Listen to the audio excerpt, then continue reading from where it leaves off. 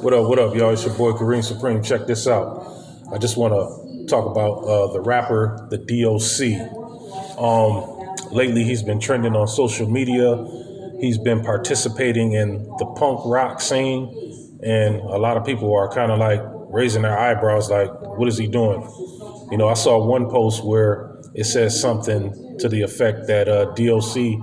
has the perfect voice for the punk rock genre. Well, he does. I mean, he lost his voice in a car accident back in November of 1989. And as far as the punk rock goes, a lot of people don't know that punk rock, I would consider the cousin of hip hop.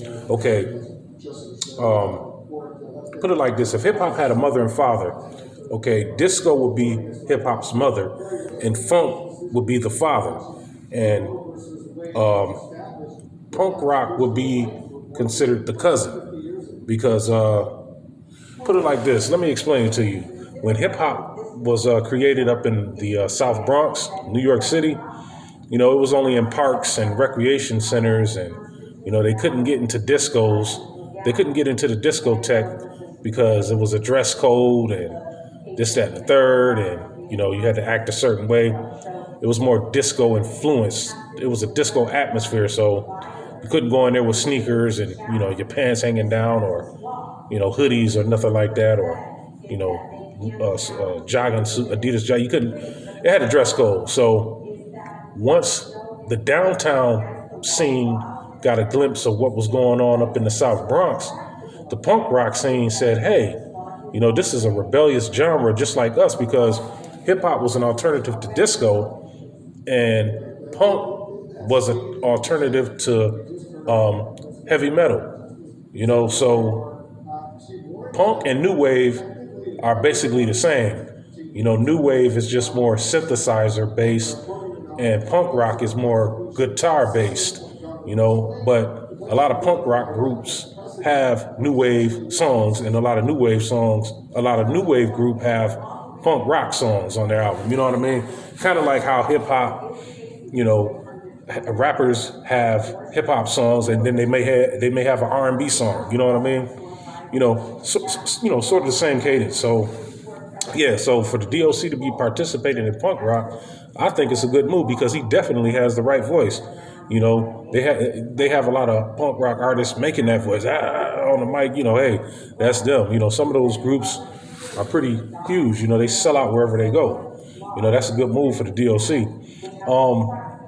Chris Rock once said that Biggie was the Bo Jackson of rap because he only had 2 albums, and then he died, and blah blah blah. But I've always considered the D.O.C. the Bo Jackson of rap because Bo Jackson played 2 sports. The D.O.C. he rapped and he wrote. Bo Jackson, after he got injured in football, he couldn't play football anymore, but he played baseball. He stuck to baseball. When D.O.C. got injured in the car accident, he couldn't rap anymore, but he still wrote. You see what I'm saying? And it happened around the same time. The D.O.C. got injured around November of 1989, and then a little more than a year later, in January of 1991 or December of 1990, that's when Bo Jackson got injured. It may have been late December or early January. Late December 1990, early January of 91. So I've always considered the D.O.C. to be the Bo Jackson of rap. A lot of people disagree. And Biggie, he only had those 2 albums. I mean, I would consider Biggie maybe like the, I wouldn't say Lynn Bias of rap, but, I don't know. That's a good question.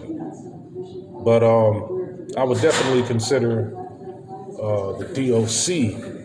the Bo Jackson of rap. And plus, D.O.C. always wore Raiders gear. I thought he was a Raiders fan. I found out years later. I found out recently he was a Dallas Cowboys fan because back in the 80s and 90s, I thought he was from Cali. I didn't know he was from Texas. I found that out when Straight Outta Compton came out, 2016. But I'm glad to see the brother, is doing big things and still active in the music. He was always active, you know.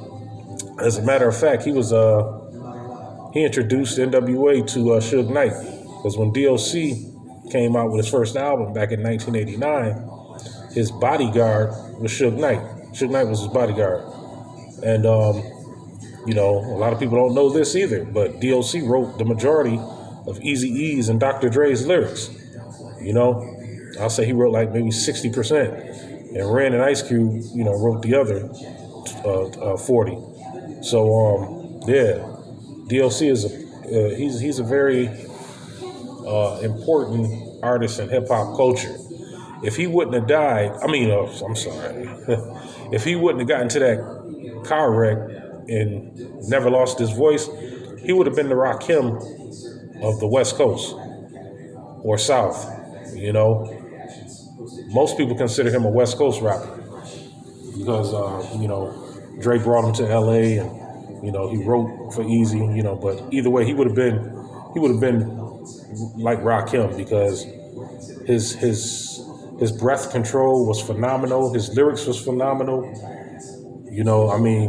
His flow was unlike any other flow I ever heard back in 1989. He was able to rap fast. He was long-winded. He had some. The brother has skills. If y'all don't believe me, listen to this song called "Whirlwind Pyramid," and he had another song where he rapped fast called "Portrait of a Masterpiece." That was one of the greatest songs I ever heard. As a matter of fact, when I was 9 years old, the first time I ever wrote down a rhyme was off the grand finale beat on the D.O.C.'s first album.